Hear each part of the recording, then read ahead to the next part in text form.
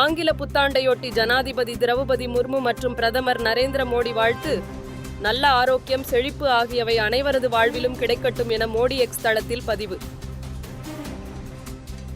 நடப்பு 2025ஆம் ஆண்டு இஸ்ரோ விஞ்ஞானிகள் மிக பிஸியாக இருப்பார்கள். முதல் 6 மாதத்தில் மட்டும் 6 ஏவுதல்கள் நடைபெற உள்ளதாக இஸ்ரோ தலைவர் அறிவிப்பு. வணிக பயன்பாட்டிற்கான சமையல் எரிவாயு சிலிண்டர் விலை 14 ரூபாய் 50 காசு குறைந்து 1966க்கு விற்பனை.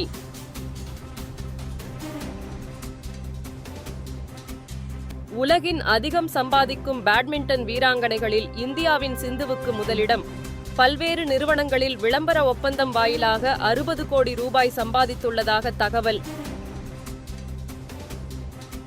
மின்சார கார் மற்றும் இருசக்கர வாகனங்களை விற்பனை செய்யும் நிறுவனங்களுக்கு சலுகை அதிகரிப்பு. இருசக்கர வாகனங்களுக்கு 10 முதல் 20%, கார்களுக்கு 3 லட்சம் ரூபாய் வரை சலுகைகள் வழங்க முடிவு.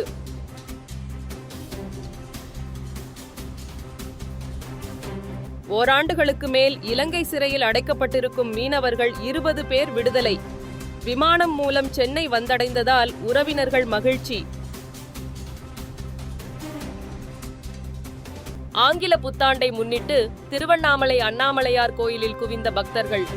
நீண்ட வரிசையில் காத்திருந்து பக்தர்கள் சாமி தரிசனம்.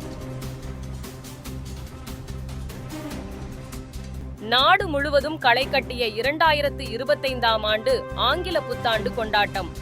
தமிழகத்தின் பல்வேறு மாவட்டங்களிலும் ஆட்டம் பாட்டம் என பொதுமக்கள் உற்சாகம்.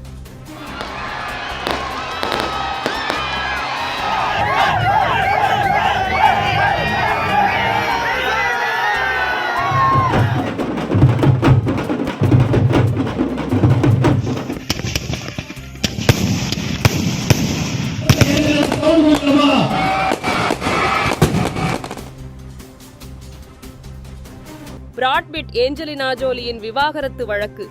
8 ஆண்டுகளுக்கு பிறகு விவாகரத்து வழங்கி நீதிமன்றம் உத்தரவு.